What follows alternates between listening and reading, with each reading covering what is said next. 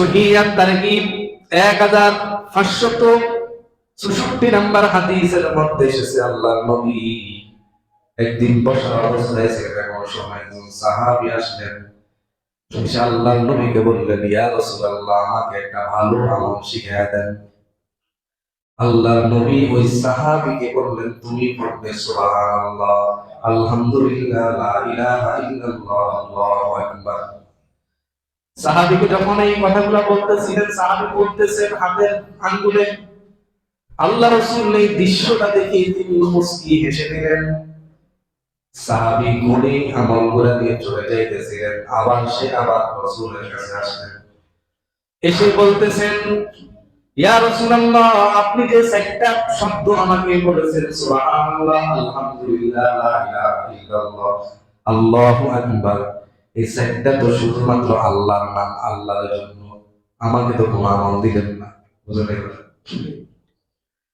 আল্লাহর নবী সাহাবীকে ডাক দিয়ে বললেন, হে সাহাবী, তুমি যদি সুবহানাল্লাহ এই শব্দটা যদি তুমি পড়ো, তুমি জবান থেকে বাহির করবে সুবহানাল্লাহ, মানে আল্লাহ পবিত্র, আল্লাহ পবিত্র।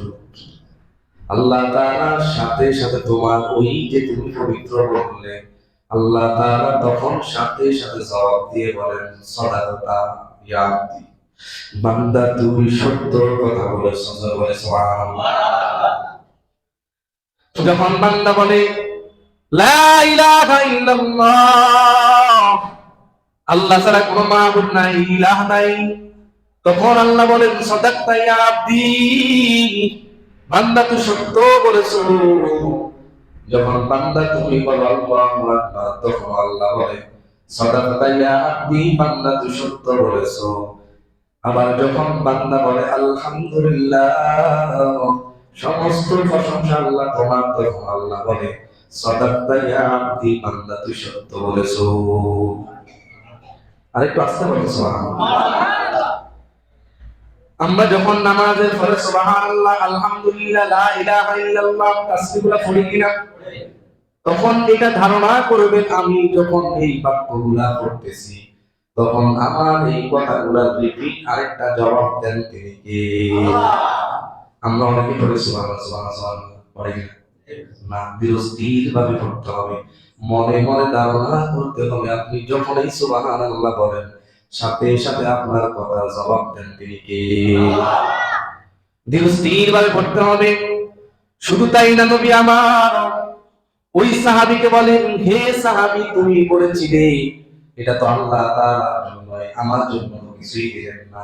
তখন আল্লাহর নবী বলেন, হে সাহাবী, তুমি যখন এই সুবহানাল্লাহ, আলহামদুলিল্লাহ, লা ইলাহা ইল্লাল্লাহ, আল্লাহু আকবার এই শব্দগুলা যখন তুমি পড়বে, তারপরে তুমি আল্লাহর কাছে দোয়া করবে। কি করবে? কি দোয়া করবে নবী সেটাই শিক্ষা দেন। নবী বলেন, তখন তুমি আল্লাহর কাছে যেটা চাবে সেটাই দিবেন। আল্লাহর নবী বলেন, তখন তুমি বলবে, আল্লাহুম্মা গফিরলি, আল্লাহ আমাকে মাফ করে দেন। তখন তোমার এই কথার জবাবে আল্লাহ বলবেন, হে বান্দা, আমি তোমাকে ক্ষমা করে দিলাম। সুবহানাল্লাহ। তখন তুমি আরেকটা দোয়া করবে, ওয়ারহামনি, আল্লাহ তুমি আমার উপর রহমত করো। তখন আল্লাহ তাআলা বলবেন, হে বান্দা, তোমার উপর আমি রহমত করলাম। জোরে বলে সুবহানাল্লাহ। তখন তুমি আরেকটা দোয়া করবে, এই বাক্যগুলো পড়ার পরে আল্লাহর নবী বলেন, তখন তুমি কি দোয়া করবে, আল্লাহর কাছে কি চাবে, আল্লাহ তাআলা রাসূল শিখিয়ে দিলেন।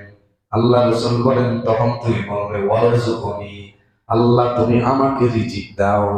আল্লাহ রাসূল বলেন, তুমি যখন এই কথাটা বলবে, সাথে সাথে আল্লাহ বলবেন, তোমাকে রিজিক দিলাম। জোরে বলে সুবহানাল্লাহ। তাহলে এই হাদিস থেকে বোঝা যায়, আলহামদুলিল্লাহ দাম কম না বেশি? অনেক বেশি।